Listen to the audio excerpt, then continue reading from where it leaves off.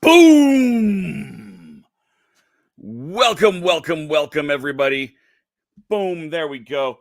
Welcome to the Legend of the Traveling TARDIS and our watch party for Boom! That's going to have way too much fun.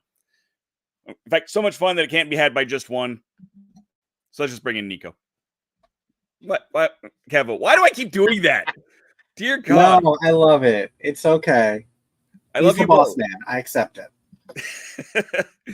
So yes, welcome to everybody who's watching, wherever you are watching. This is going to be our live watch party of the new episode of Doctor Who, dropping in 12 and a half hot minutes on Disney Plus or iPlayer, depending on where in the world you are joining us. How this is going to work. You will have to tune in to iPlayer or Disney Plus. You will watch it there. We'll be on mute, so you won't be able to hear us. I'll throw a background noise on, very low, just so you know that we're still here. I don't have to be on mute because I'm going to watch on a headphone, but I'm not going to like choreograph the episode or anything. It's just so you can hear me gasp and say, "I knew it." There we go. That's fair. Not a terrible plan either. Maybe next time we'll do that. Eventually, I'll probably have to, because eventually I'm going to be doing this from the road, or more to the point, you'll probably be hosting, and I will be lucky if I can join. Woo! God help us. Exactly. But so yes, I'm tempting fate with a green screen with nothing on it because I can. I was hoping to use my TARDIS fridge, but I don't have a proper plug for it. I don't know why I don't have a proper plug for it. It is plugged in right now using using a car adapter and a power source, but it's not enough. So it's not actually. I mean, it's cold, but that's good just because it was under the stairs. But it's supposed to, like, if you were on, I've had it on the show before, but it actually goes whoosh, whoosh. It warps. Yeah. Oh yay! It's great. My friend Caitlin, who writes for me over on TheRatHole.ca, was getting rid of some stuff, so she here, take this. Yes, please. Yep. I took it on the road with me, plugged it in. I had it in my back seat in the car. The problem is it has garbage for insulation. So if it's not running, it's basically useless. Not cool, for sure. Yeah. I have better luck with just a cooler of ice. That's so funny. So, and now that I've got that's a conversation piece. You have that at your table at a convention, people will be like, "Oh my God!" Exactly. then I have to haul it around to a convention. Although I might just. I mean, who knows? We'll see for MegaCon if I bring that down for the table. Couldn't hurt. Send in your votes and tell Dave that you want him to bring the cooler, and he will. And that's how we're going to determine that. Comment and say we want the cooler. Cooler Dave. Yes, I tasty cakes, plural, because there's 2 of him. He bi-generated. He was a doctor. He bi-generated. There's 2 of them. I love that. Ha ha ha! Gasp. Robert posted this link in a Doctor Who group. We'll have to watch this after the premiere. By all means, yeah, it's gonna stay up. So just tune in and fast forward, and go. It's like turning on Pink Floyd's The Wall and watching Wizard of Oz. That's funny. I've never done that. I should do that. That's one of those things I should do when I turn 40. Yeah. To be fair, I have passed 40. I've also never done it. I just know that it's a thing. Yeah. More common is I've got a soundtrack, an original soundtrack that was written for the Cabinet of Dr. Caligari. This is an old, early 1900s German expressionistic impressionism silent film, and it drastically influenced Boris Karloff's Frankenstein and that style. It's a crazy, twisted, warped up show, and depending on what version, because of course this is back in the day of hand cranking stuff, there's versions that are anywhere from 58 minutes to 72 minutes or something like that, like Metropolis. Yeah, exactly. Yeah, they did this great soundtrack, so it's the same sort of thing as that's great.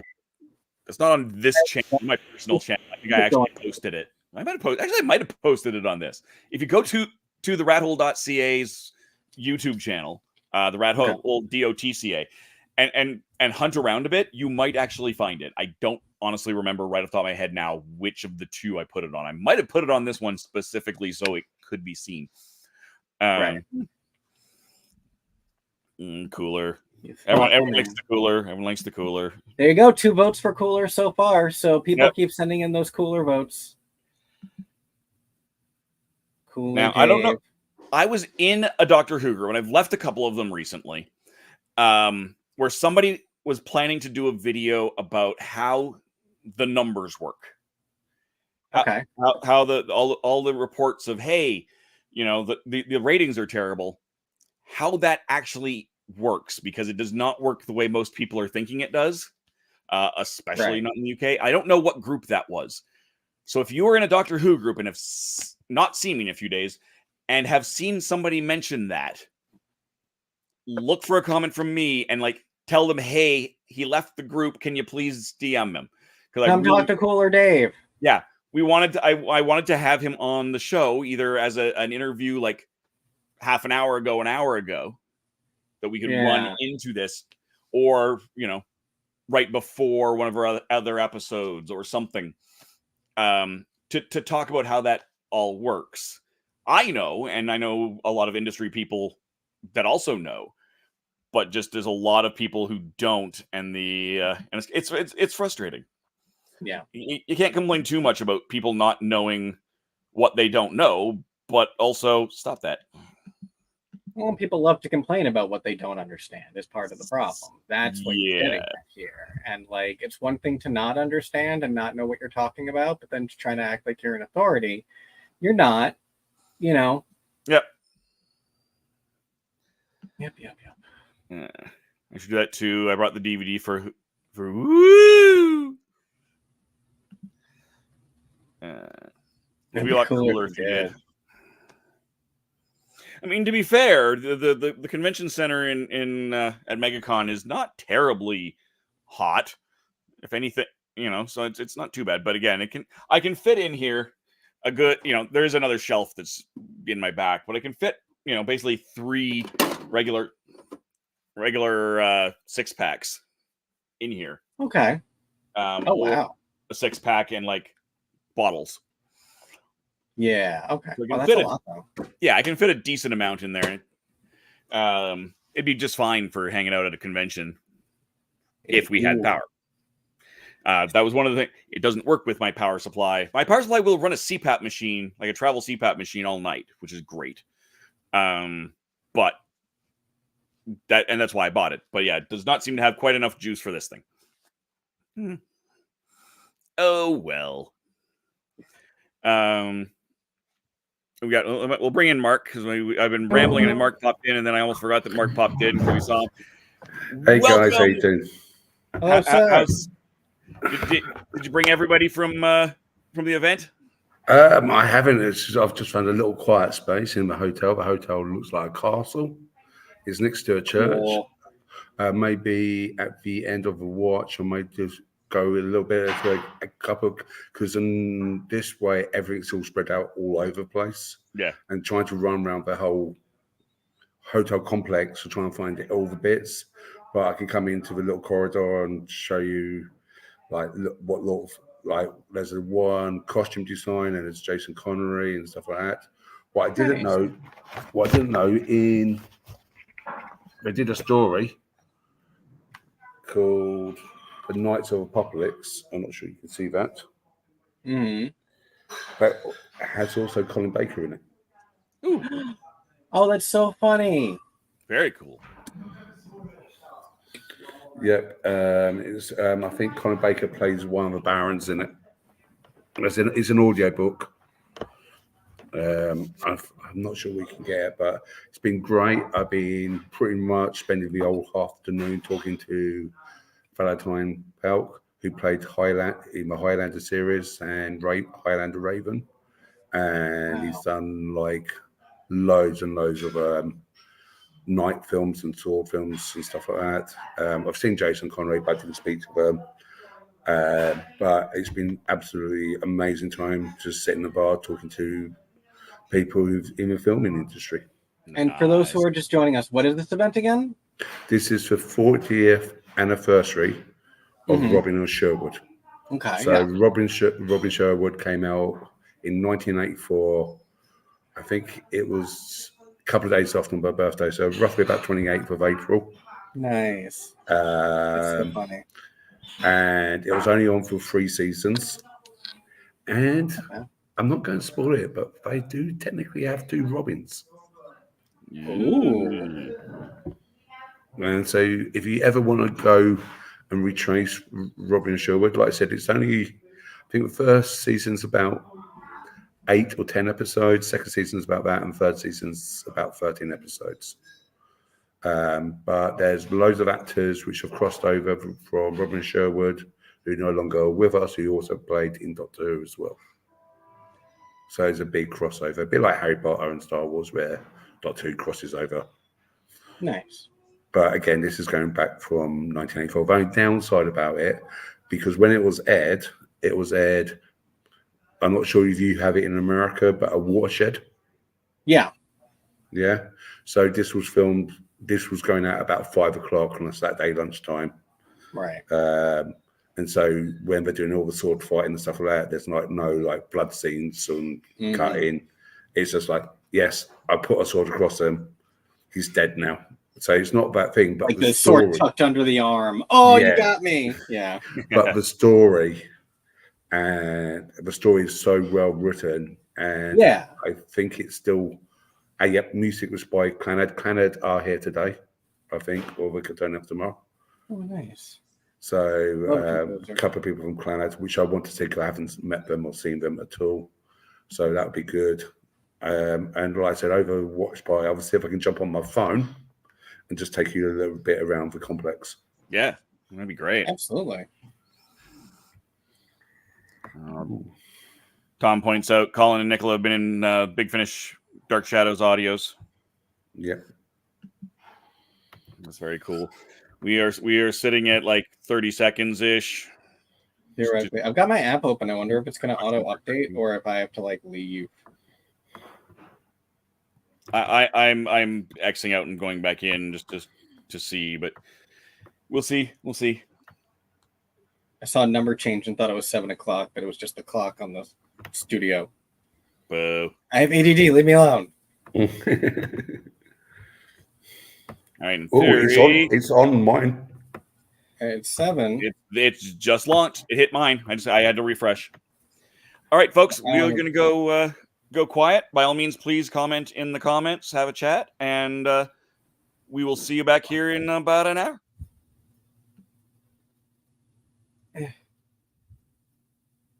At this point.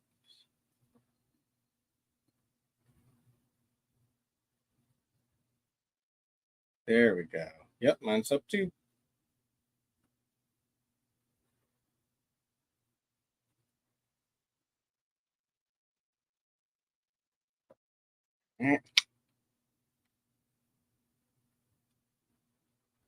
Headphone in.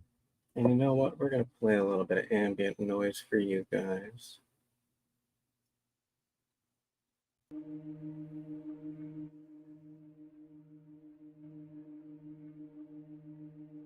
Just so you know.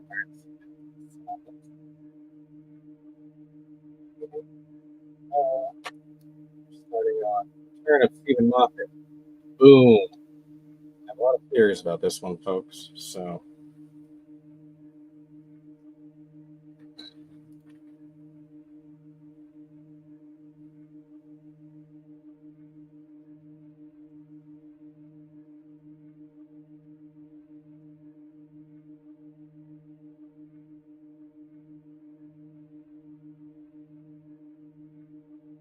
Ew.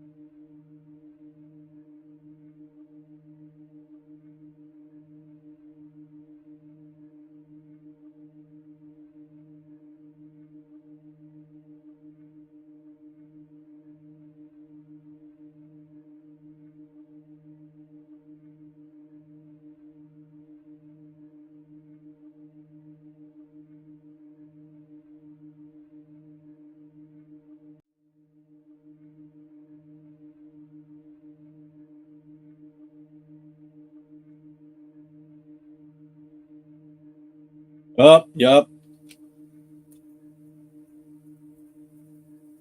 Religious military, that's Stephen Moffat.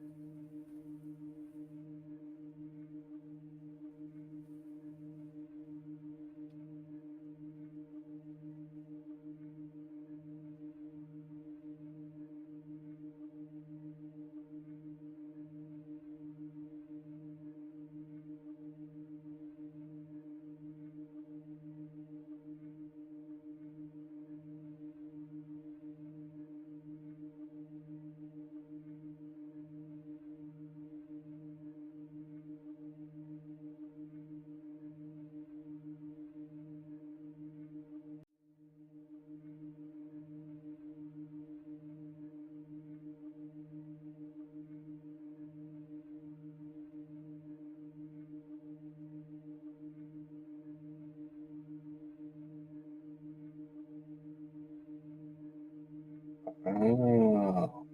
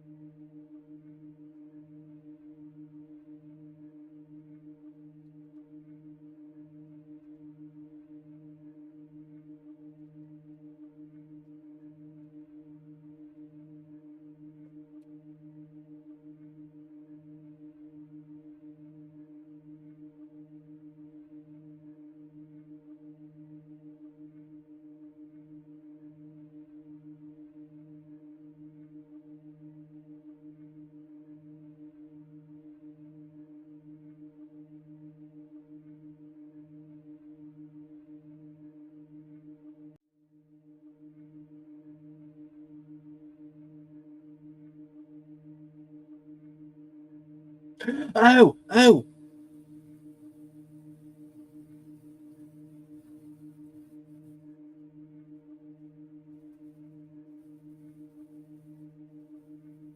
Already.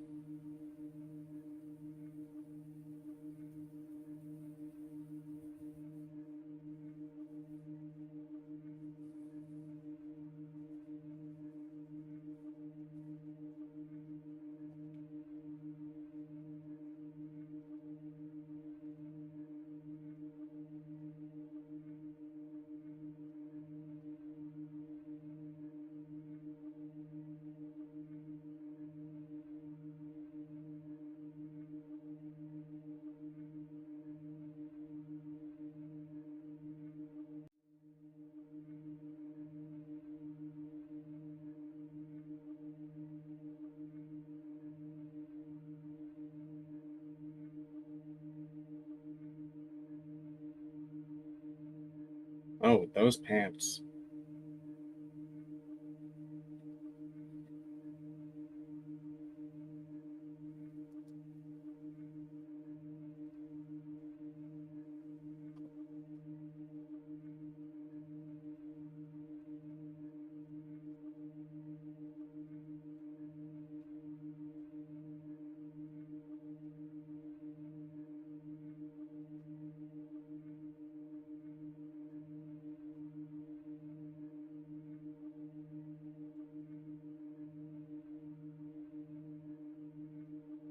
Woo!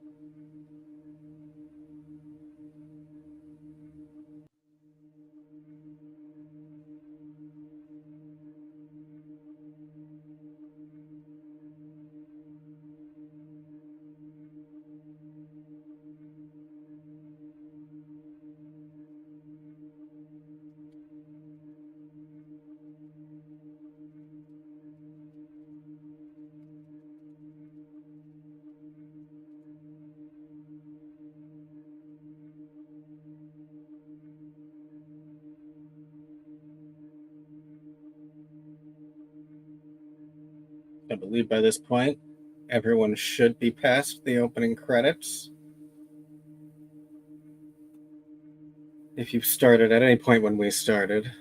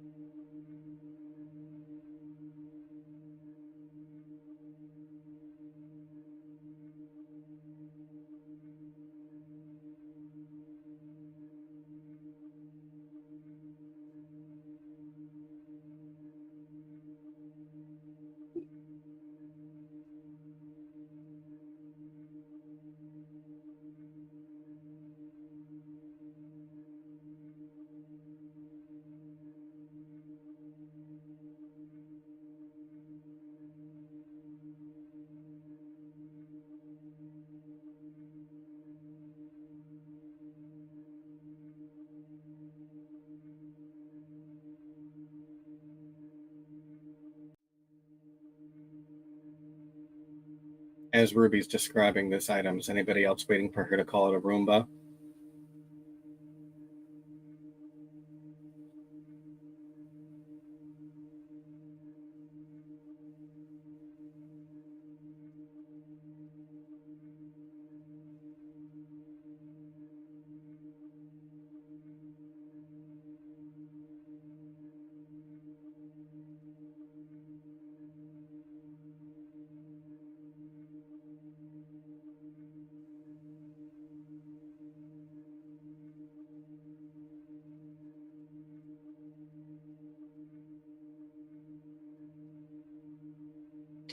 Says Dave, the broom is going to clean everything.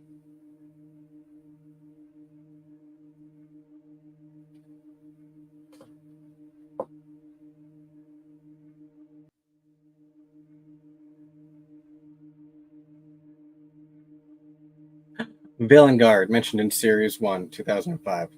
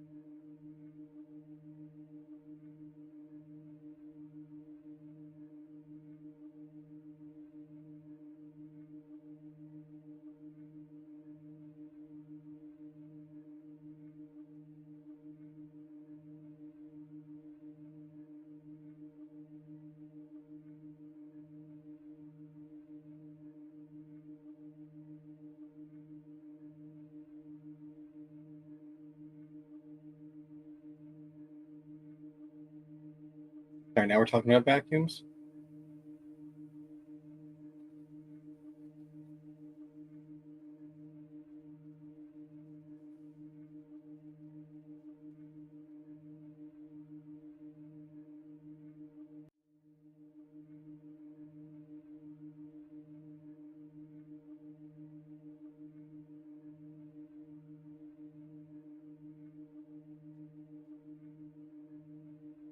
Thank you, sponsors, for these graphics.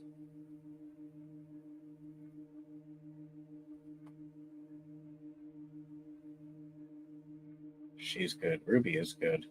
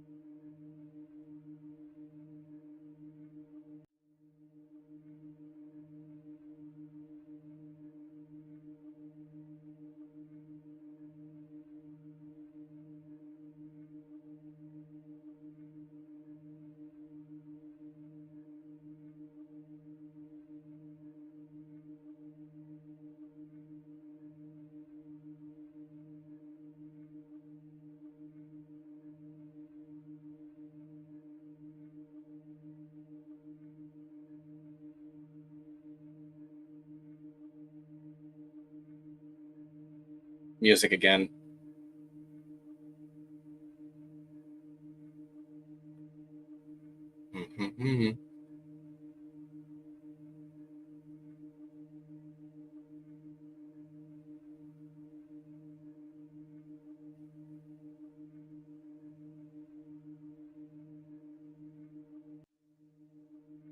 Doctor dances. Interesting.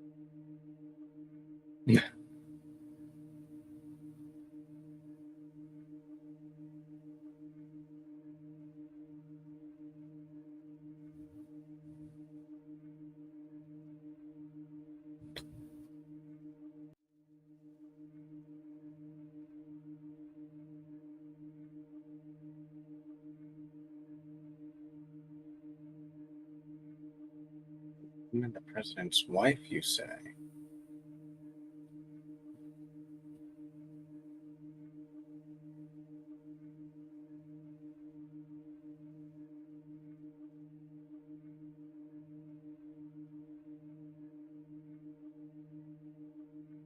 John Francis is my uncle's name, actually.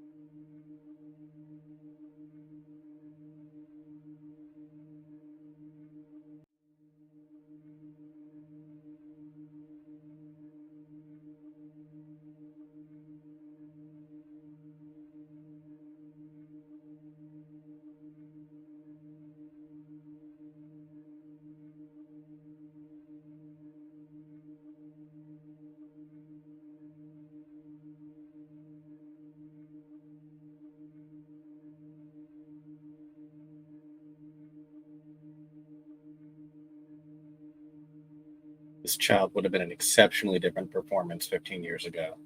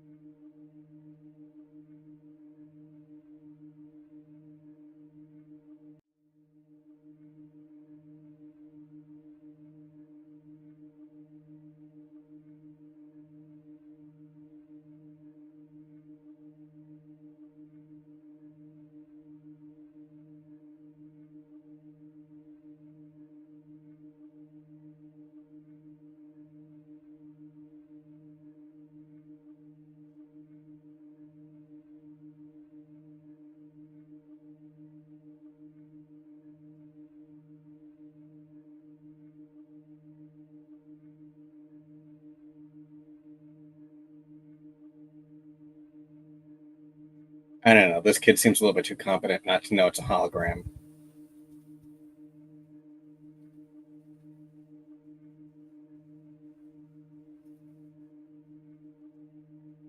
I think you were looking for like a 5-year-old.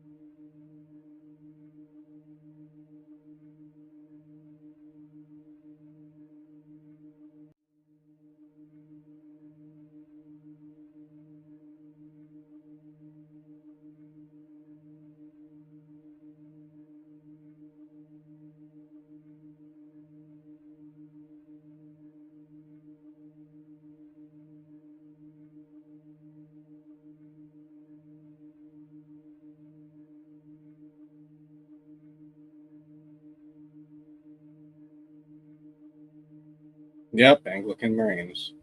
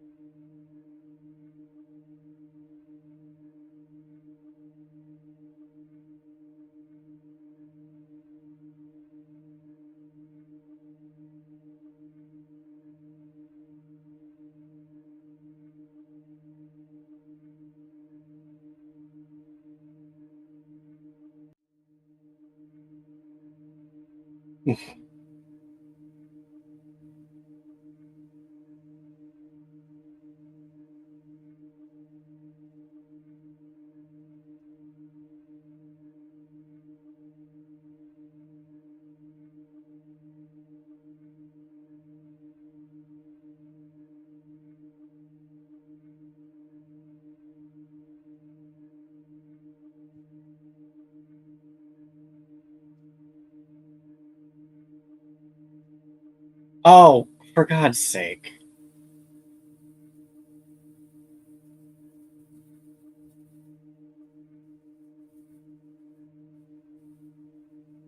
Benvolio is my least favorite character in Romeo and Juliet, and I hate stupid drama.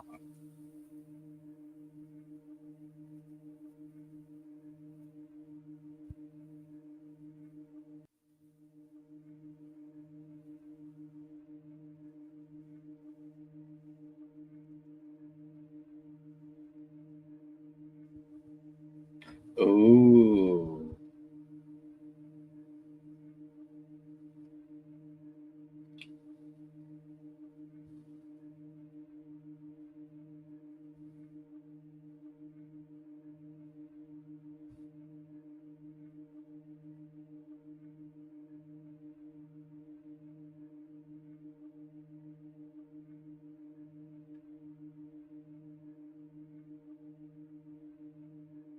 Ooh.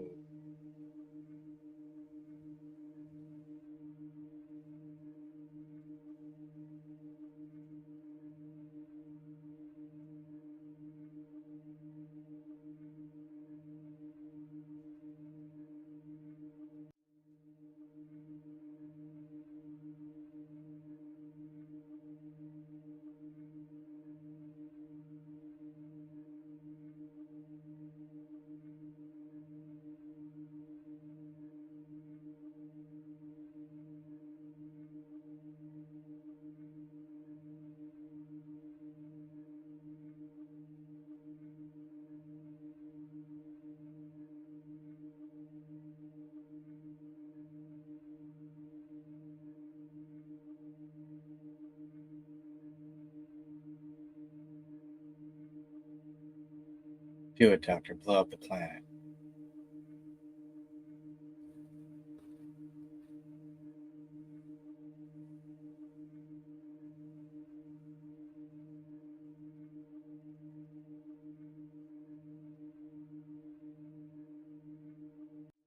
Nobody cares about the Anglicans.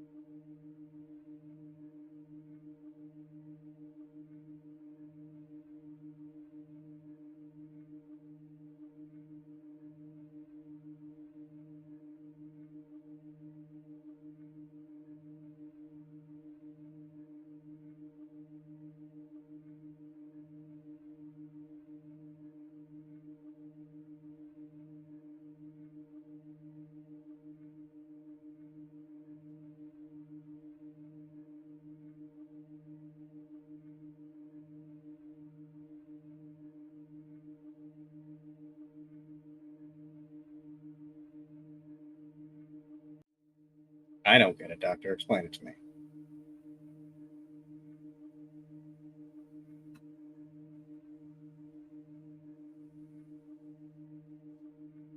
Oh, yeah. I didn't get it.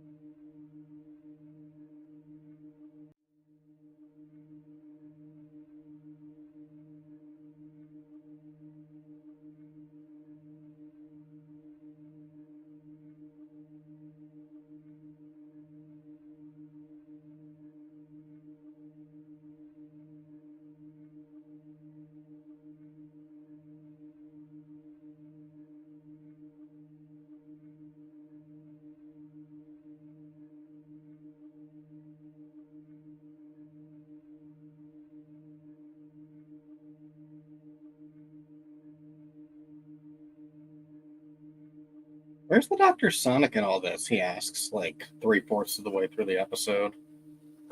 They probably answered.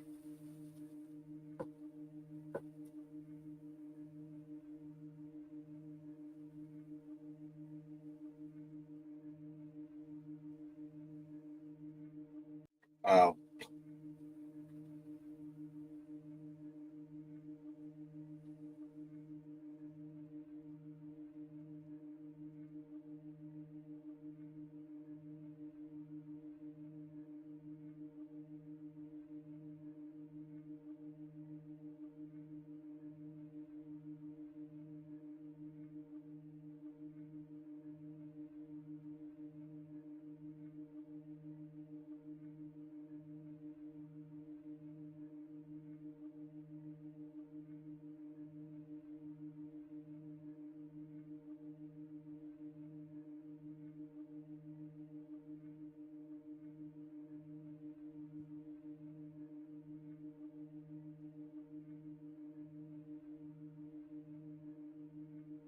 No, I don't care about the cute guy now. Now he's annoying. Go away.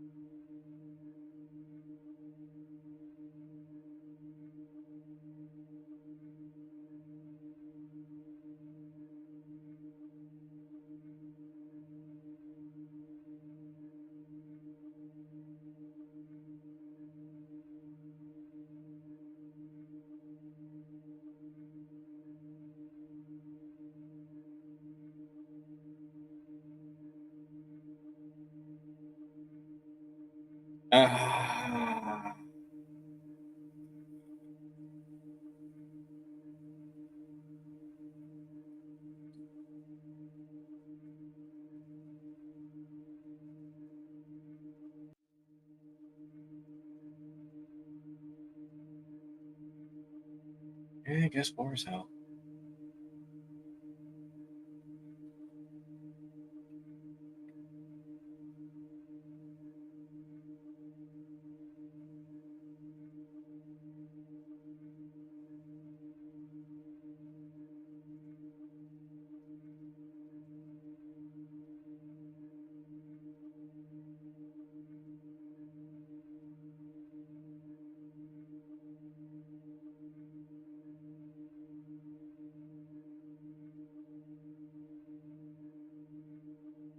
Oh my god, see him off, bro.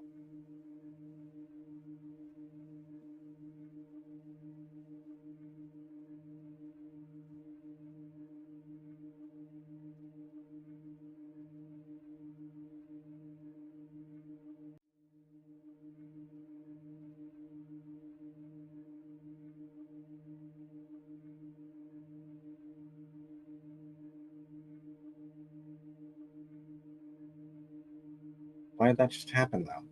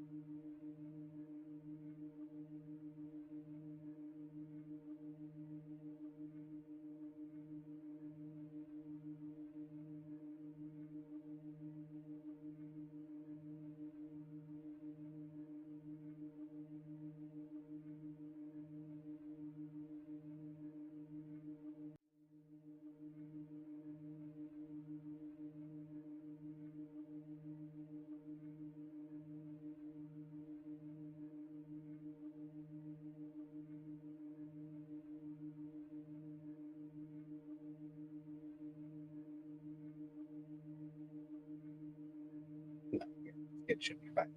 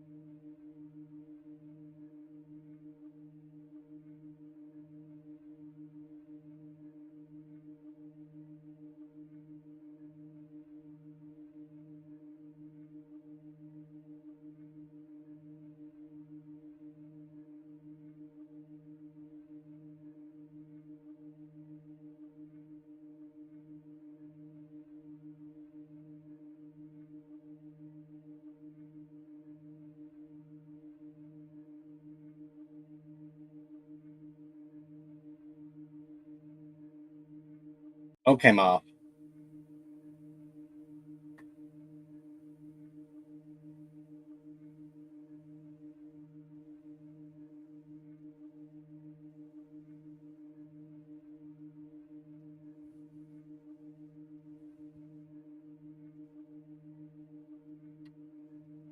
Ruby Chunde.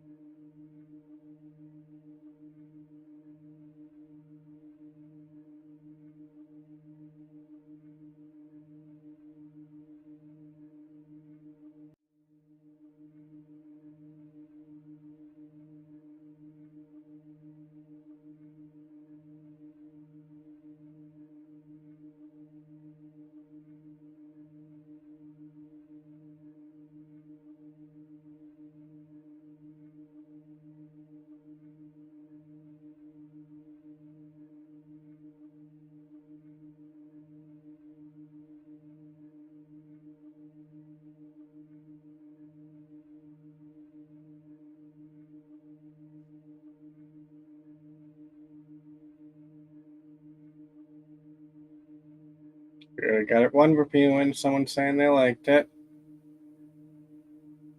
Almost done on my end. Oh, that's where that shot comes from.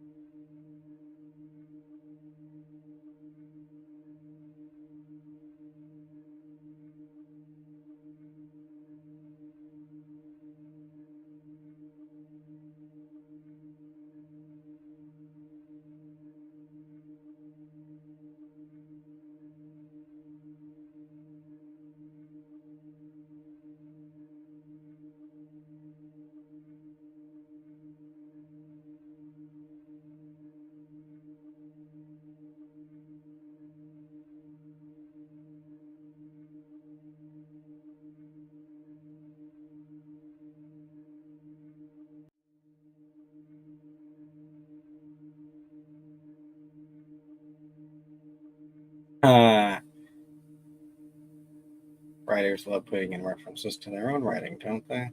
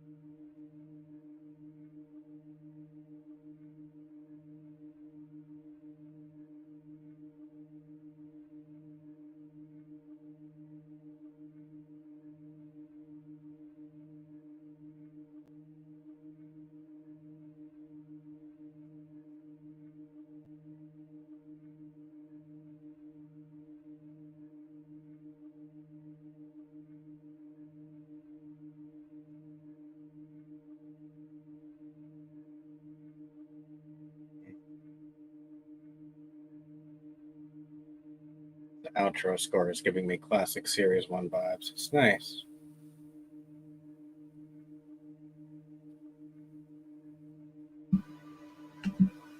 Well, now, that was interesting. I like this new preview of the next episode.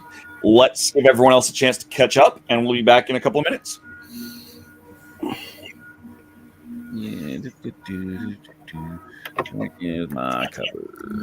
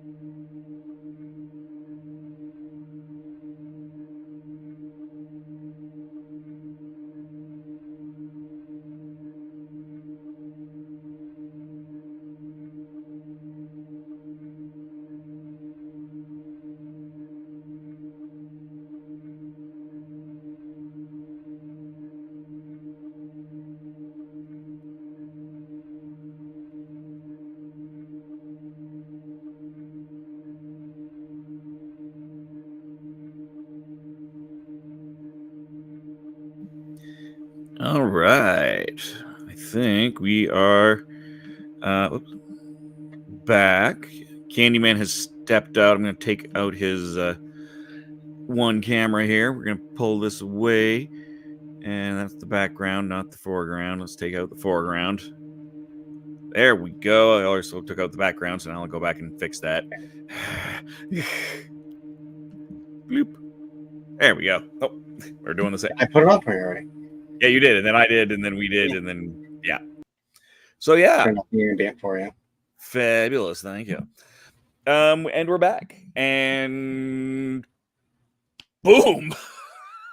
Boom, indeed. Is that since we've discovered her? Is that the earliest we've seen Susan Twist? The most. Wow, It's the most. Yes, it's not the earliest, but it is the most. That is true. Isaac Newton was pretty early. Yeah. And it looks like in the preview for next week, she's in there as well, quite significantly. Which had not been officially, I don't think, confirmed. But that'll be interesting. And did you notice where they came off here? We might as well pull him in here because this is happening. Right, okay. So I'm just coming back out. I hope you can hear me. We can hear you.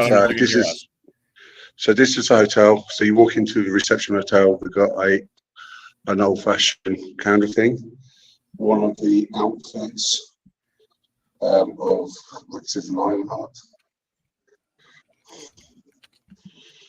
And then the post over 40th anniversary.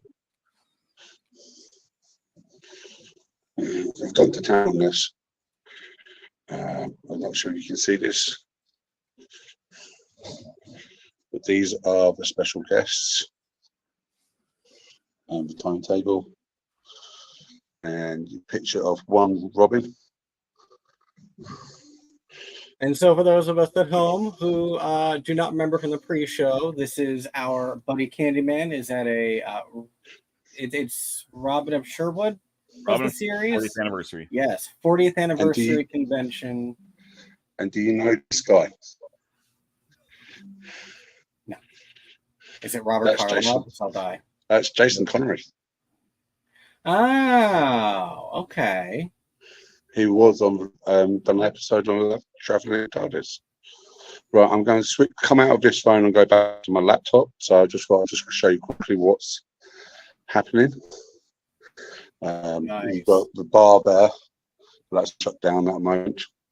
And this is the lobby. This little wood house, which reminds me of the fourth Doctor TARDIS. And got the reception sounds. And just switch it off and leave. Boom.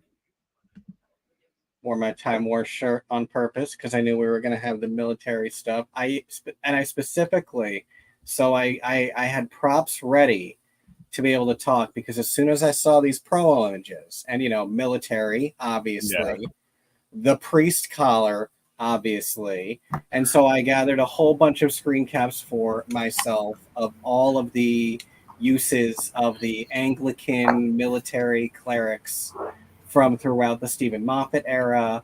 I believe it's all the same military people. So I'd kind of been hoping that this would give us more with their story.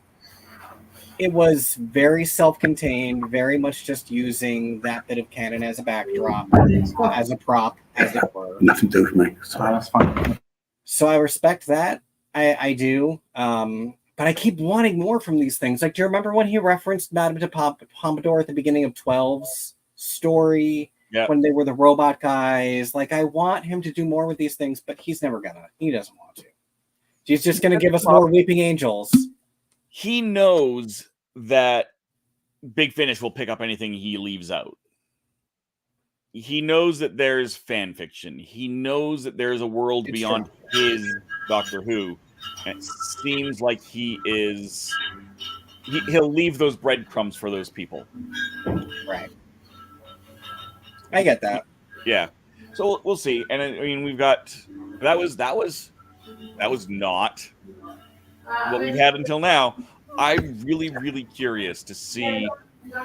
Actually, I know what the explosion of that segment of the internet will explode about. They'll be bitching about the thoughts and prayers bit, and I'm sure, but it's not a new joke. It's not a new joke. Doctor Who makes really stuff like that. They always have. It is. This is right up classic classic reboot Who. There were a New few Who. other things too. I'm trying to remember what they were. That absolute disgusting display of heterosexual visibility between the two clerics. Ugh, we don't need that on television. Not on a Right? children's show. Well, Ugh, gross. Keep that in the bedroom. yeah. But you know, chuckle. we'll see how that goes. I'm almost as curious to see what the internet does as I am to have watched the episode, and that's slightly sad. Well, some of our reviews so far are pretty good. We have one watcher who says 8, maybe 8.5 out of 10. Edward Idle saying Moffat hasn't lost its touch. Yeah, I don't know what I was expecting. I don't know what I'm expecting anymore. Okay, I'm going to say something which probably is fair. I was almost in tears watching this episode. Okay. Knowing that, like, I live in a army town in Essex. Mm-hmm. These people who, whether or not they're chaplains or normal foot soldiers or paras, they go out to war. And I sit in the pub, I listen to them. I listen to the horror stories. Most of them break down and cry, including chaplains. Because remember that chaplains are also out there trying to encourage the soldiers to keep on fighting, to carry on. And I haven't experienced that, but I experienced the people breaking down in a pub when it's over after, out the pain, the PTSD. And yeah, it brought me to tears. I'm sorry, but I'm from a military family on 3 sides. So, like, I have plenty of military family, very close, who I know, who have had some pretty horrific experiences. And, you know, like the episode says, a lot of it is senseless. A lot of it is for nothing. A lot of it is just to make money. And, you know, I think that's what Dave is even referring to, that it might get some pushback. But, you know, it's trying to be pro-soldier, pro the people who are put through these things. And that's not everything about the military. It's not the people who put them through it. But it is people who are out there trying to do good and help. And that is one of the many things that Doctor Who has always been about. And it's why, you know, it has always been a part of the story, is because, you know, that is part of who the Doctor is. That is part of saving people. yeah. I'll give it a solid 8 or 9. I haven't decided whether or not it's a strong 8 or a low 9, but it's just, I was on my seat watching it, especially when you got the family side of it. Mm-hmm. The child, you got the love story in it. It was a bit corny. Oh, it was cute though. I only didn't like the part where he runs up, and like I hate that stuff, but like everything else about them was really sweet.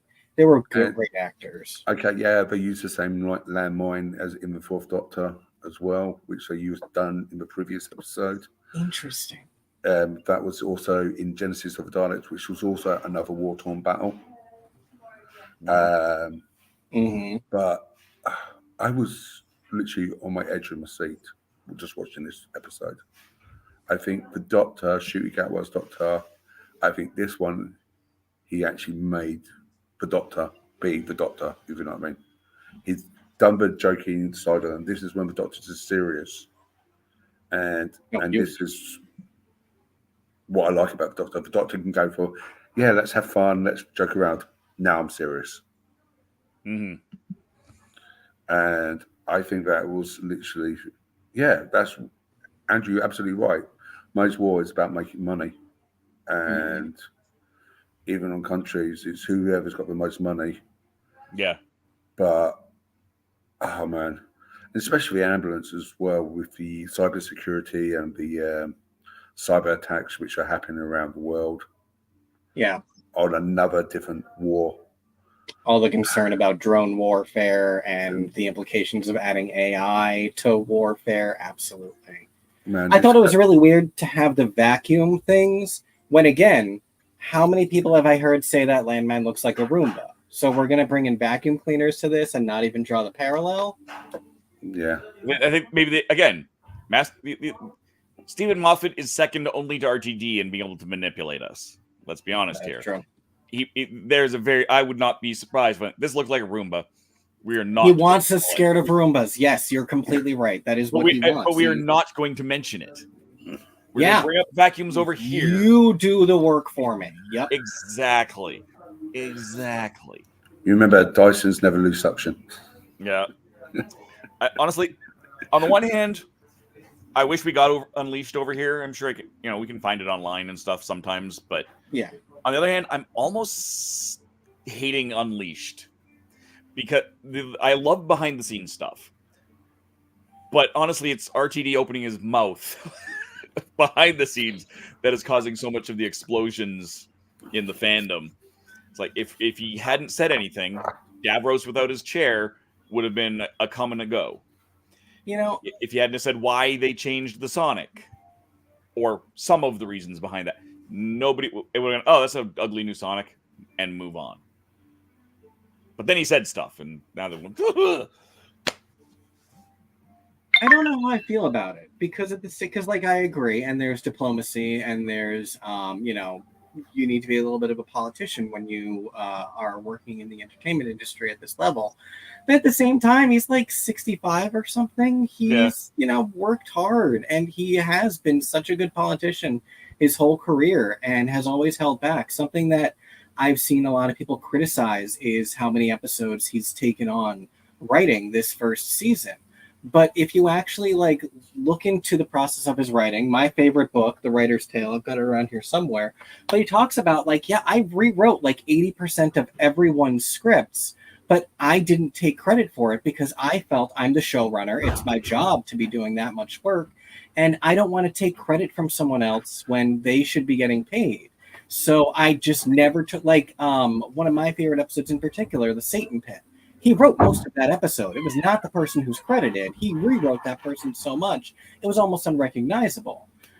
But he didn't take credit. And now he just is. Now he just is taking credit for his own work. And he's saying the things that are on his mind instead of holding back. Kind of, now or never.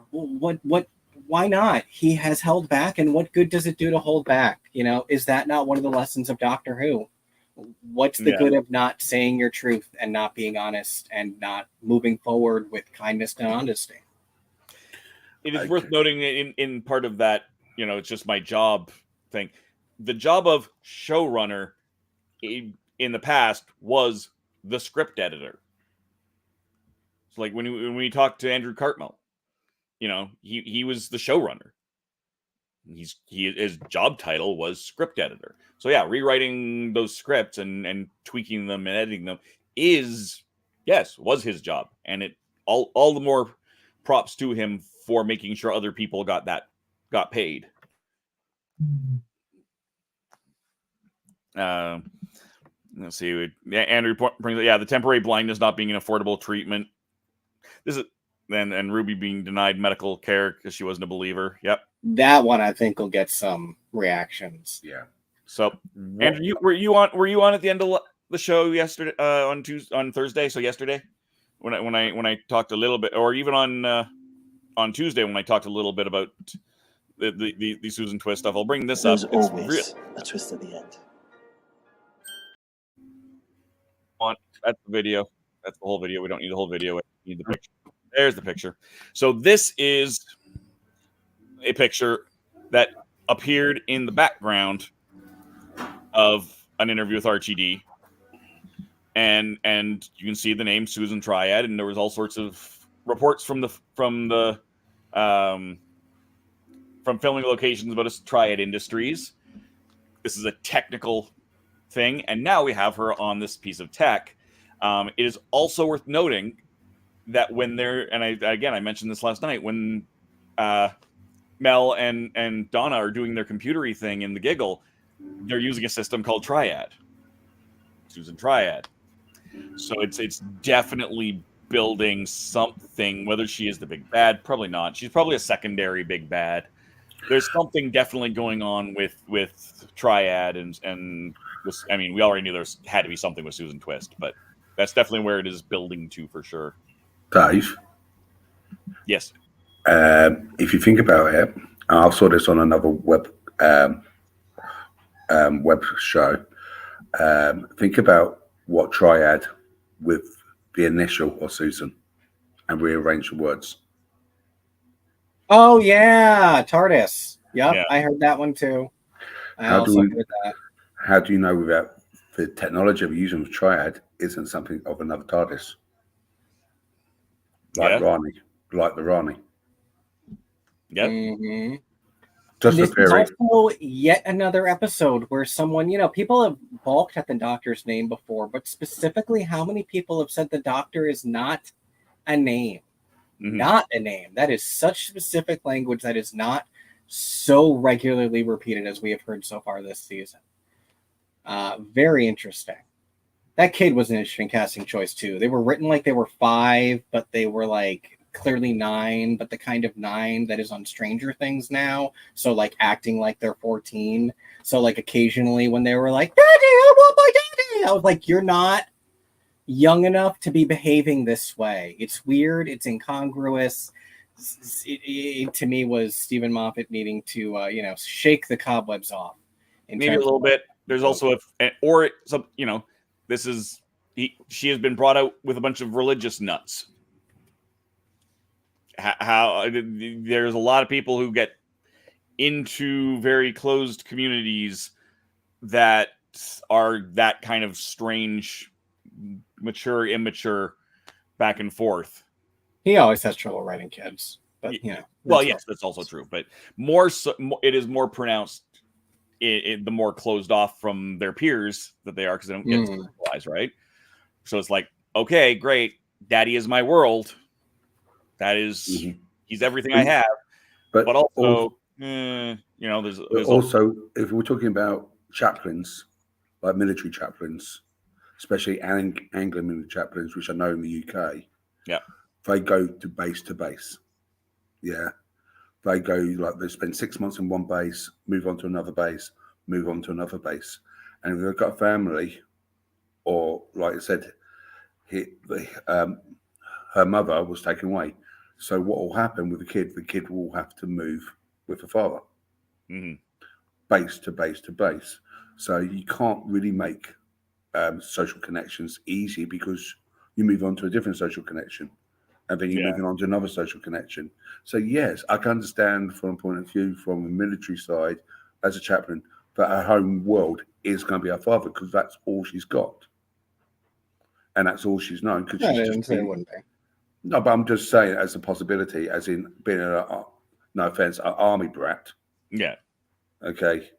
But and especially a chaplain, they're only there for like 6 months and then move on. Or maybe if they're lucky, they might stay for a year. And with a year, you can make the social connections. And with 6 months, you can make social connections. But then you're always reconnecting. You're always making new ones because you're always moving around. So I can understand that point of view. But her father is her world. Yeah. No. Oh, yeah. Yeah. Never questioned that. No. No, I'm gonna have to watch this again. I will definitely make sure I do that. I actually have time this weekend and between now and Tuesday. But as I've been rewatching the others, and I went all the way back right to through the 60th, and there's definitely seeds being planted all through this, and it's really been fascinating. Question to ask you: what do you think about Ruby's age? Was that one of those things? Like, was this the year 53 something, and that's why it thinks she's 3000? Probably. I missed what year it was. I assume it's that. I just caught 3000. So yeah, because the Doctor didn't really react to the age. All we were told to focus on as the audience was next of kin, and so I also caught that and was like, "We're not going to react to she's 3," but I think it's because she was born in 2004, as we love pointing out, and now if it's the year 5387, okay, yeah, she's 3000. That's what I assume, but like, it was weird. It was a weird moment when there's already so much going on with Ruby that like she makes it snow and then it freezes when she dies. Like, that's a lot. Yeah, Andrew Morris says they found her Birth birth record, record. so it's probably 2004. Yeah. Right, okay. I was just a curiosity whether or not it was just picking up as her being like her vital signs are age sounds, whether or not it was having the records. Because in a war-torn situation, Yeah. would you have the records? I don't know. And you can't pull stuff like that when we've Yeah. got a character like this who's a mystery, and we don't know if she is 3,000 years 3,000 years old. I old. would have believed it. Yeah.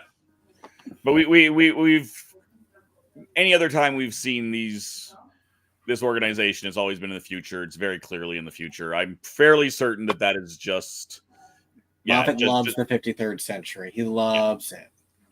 I must admit, Disney money and Sony's money has made Thank you, sponsors. has made the set looks amazing. The backdrop of the space was amazing. Yeah.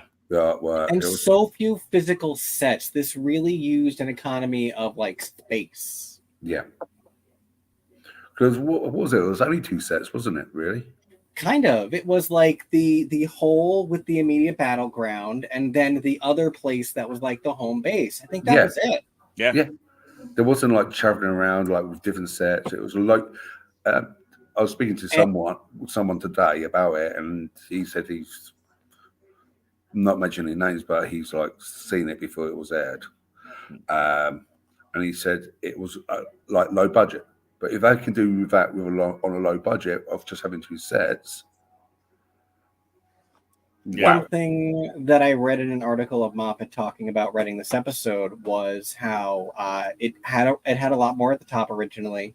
Them walking around the planet, very Silence in the Library like that. And he cut everything and restarted because he was like, what am I doing? And I feel like that is such what Russell and Steven and the production are looking into doing right now, is keeping up with the pace of modern storytelling.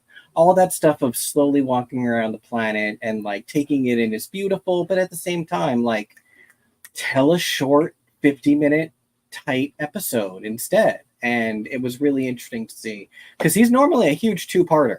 He doesn't like to write single episodes. So this was really, really nice for him. No, it was definitely. Again, I'm excited to see where this goes. It is worth noting. So we had the snow again. We had a little bit of a more expansion into Ruby's mystery. Music. We had some music, and that was very important for stuff. We reinforced her connection to music, which, if it was not such an obvious music is going to be a thing, I could certainly just wind that up to being a musician.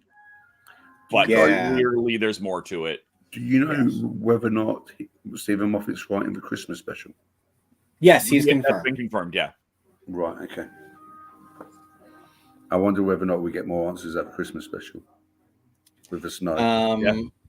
I think it was the end of Tuesday's broadcast, Space Babies, that we specifically, either at the end or beginning, where we talked a bunch about it. And, I quoted directly before Stephen Moffat confirmed he was coming on and was lying about not returning. He gave a quote to the media where he literally named both of the episode titles that he is doing. He said the word boom, and he said joy to the world. Yeah. So there's a lot of interesting things going on with these folks. It's gonna be. We got 5 more episodes, right? Yeah. Yes. That's disappointing in and of itself, but that's we're building. Things are snowballing. Not to make a snow joke, but things are snowballing. So could Ruby be like the toy maker's child of the snow? It's possible. There was a rumor that's been coming up, or a theory that's been coming up about the trickster, and I actually just saw more because I never watched Sarah Jane Adventures. I was just watching Confused Adipose. I love his work. He's very good. Yeah, and he was just talking about it, and I was watching it like just before this, and it's like, okay. And he had the time to pull up because someone had mentioned, the musical similarities there. I'm like, but I haven't had a chance to dig into that. He did. And yeah, he puts together a really good case for the trickster being involved, at the very least. Not the least of which being the storyline with Sarah Jane's daughter that was scrapped because, of course, she passed away. The show ended, but there was an entire storyline about her daughter and surrounding her on Christmas and all of that. Trickster is part of the pantheon. I wonder that at I'm least. I'm willing to bet that. Even if not directly related to Ruby, I wonder if at least it'll be another member of the pantheon like the Maestro. Yeah. So there's definitely some interesting stuff here. So to bring up the titles, we are almost halfway through. We've done Space Babies. We've done Devil's Cord. We've done now Boom. We still have yet 73 Yards, Dot and Bubble, Rogue, The Legend of Ruby Sunday, and Empire of Death. And then, as we now know, we have Christmas, Joy to the World. And so next week is 73 yards? What is that one? Yes, 73 yards. Can you bring that graphic back up? Yeah, one second. I had to actually, this is one of those ones that Kevo had to Frankenstein because there was no really good shot that included this established 1863. Yeah. While also giving us this clear shot of the 73 yards. Pub. And then this is the logo of a pub, probably. So that is a traditional English pub sign. Yeah. Mm-hmm. So we've got snow here. Yes. Wow. Oh, great catch. We've got 1863 having just come out of a 1963. 63, yep. I bet that was 53-63 we were just in. Yeah. So we've got that connecting in there on top of the two 1925s that we've had. So there's definitely some shenanigans going on with the dates. Yeah. Keep a question up from Andrew.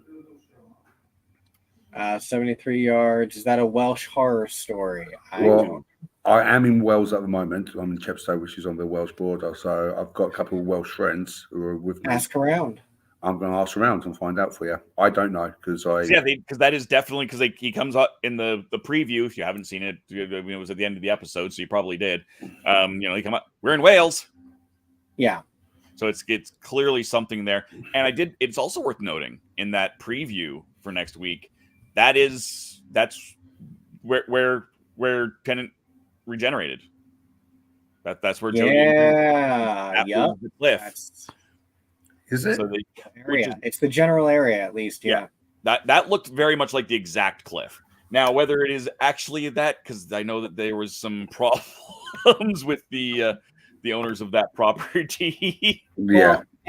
But I've seen people point out the set dressing at Donna's house.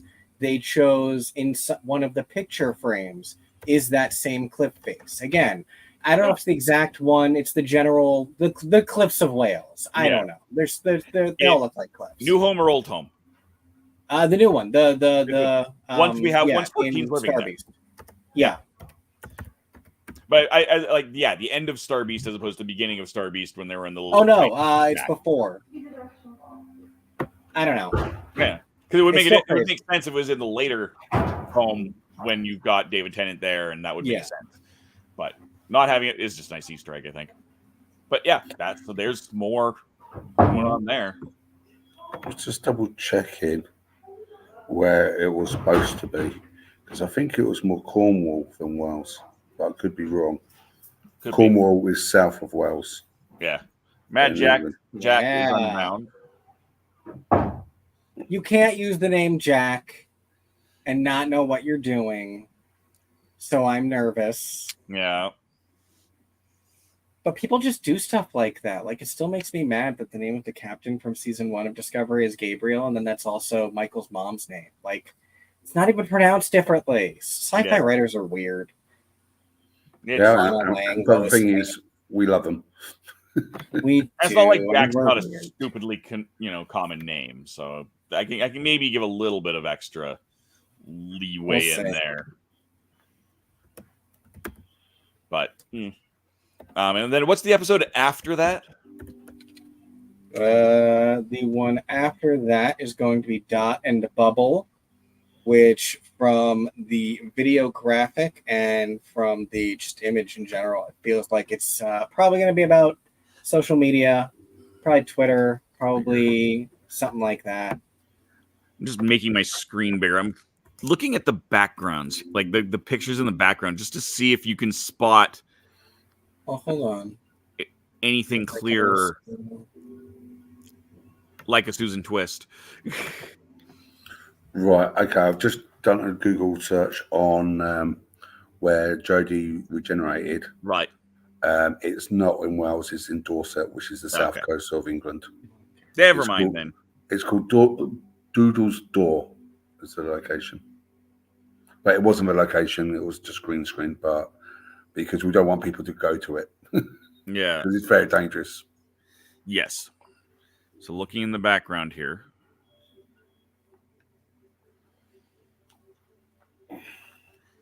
To the right there, it almost looks like Eric Roberts just popping behind the Dot and Bubble now. Also, something out of We Avatars. Yeah. Yeah. Bring back the We. Can you read what on the left hand side there by in the gray? Can you read what's under that name? Under the name, I think under the face. You mean? Yeah. I think it says offline. I think that says offline. Did I capture it? Yeah, that sounds right. I can't see on that, but yeah. All right. Bubble. Interesting. And then we have Rogue. Mm-hmm. It's going to feature another homo. A lot of people are speculating that Jonathan Groff is going to be Captain Jack now. I don't think that makes sense. No. I think New Time Lord is a safer bet. Yeah, that's currently my bet. What? Kevo, can you zoom in where it says invitation? It says Lord something. Yeah, there's. Could it look like Lord dreams to me? Adams. Okay. Could it look like it said dreams at one time, but that could be my dyslexia. This looks like it says Lord ADAMS is what I'm seeing, and then this is Lord Alex, and then this says Edward. This South. Smith. South or I Smith? also think I see. I also do think I see Smith. So it's either South or Smith. I hope there would be better details on this, but there really aren't. This isn't even the correct date. It's not any correct date, but another date though, 1813. Yeah. Not the 23 or the 63. It is a shame that it's not the date that it's airing, because they would know that. That would have been funny. I know. That's why. And it's even May is why I'm like, you could have. It's fine. It's the BBC. They never get. Yeah, exactly. Right. They can't fill everything with Easter eggs. Otherwise, what happens is we do this. It means nothing, and we start reading into it. It's easy. He's in our minds, man. He's in our heads, and he knows that though is part of the thing. So that's part of where, like, does it mean anything, or is he just playing with us because he is a trickster god himself? Yes. Don't toy with me, Dad. The Legend of Ruby Sunday. This camera immediately evokes for me the Susan Twist screenshot that I put in the middle of my Always a Twist meme. This is from one of the trailers. And this immediately excited me in the first place because the first thing I noticed was in the closed captioning, she was called Susan. Mm-hmm. And like all of this Susan stuff. And that's clearly, that looks like the Susan triad from the picture. Yeah. So that's why I think this one might be from the Legend of Ruby Sunday. I think it's not her first story started with a news broadcast. Yep, exactly. Yep. Kevo, go back to the last picture you just had on. This one? You so need to market that jacket with X for show on the back of it. Oh, I know, right? And this is my looks epic. That's my X's for show TARDIS logo. I drew the TARDIS myself. I'm super proud. Oh, that's awesome. Like it. It's very artsy. That'd be awesome as a t-shirt or as a back of that jacket. It looked really well. It goes really well on the back of that jacket. Oh, thank you. So you should find a supplier, try to merchandise a jacket like that, mate. I think people will buy that. Right? Sorry, I'm just on giving you ideas there. merchandise. Isn't that Spaceballs? Merchandising. With the sequel nobody knows exists. Yeah. And please tell me somebody did. I saw confusion like when I was running my video of my all of the twists and the jokes I made. Please tell me people got the tap dancing xenomorph joke about popping out of the War Doctor as the reference. I did. Good. I'm like, I would have been sad if not. But I'm like, it can't all hit. 2 seconds. Just going to find out what time breakfast is. Just bear a moment. Excellent. We might call it. Yeah, I imagine we're probably going to wrap it up soon. We'll try not to leave until you get back. I've also got some roller derby going on over here in between. Nice. Windy City All Stars and the Boston A team. It's the North American Northeast Regional Tournament. So I've got my Doctor Who shirt and I've got one of my old roller derby sweaters on. I just got this today, the 40th anniversary hoodie. Nice. Nice. But I think we've covered everything I think we need to today. If I'm not on Tuesday show, I don't know what's happening at the moment because I'm traveling back on Monday. I might be too knackered.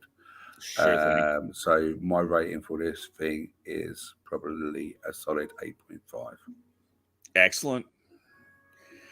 I know we don't do ratings, but I don't know if I'm going to be on Tuesday because that's totally fair.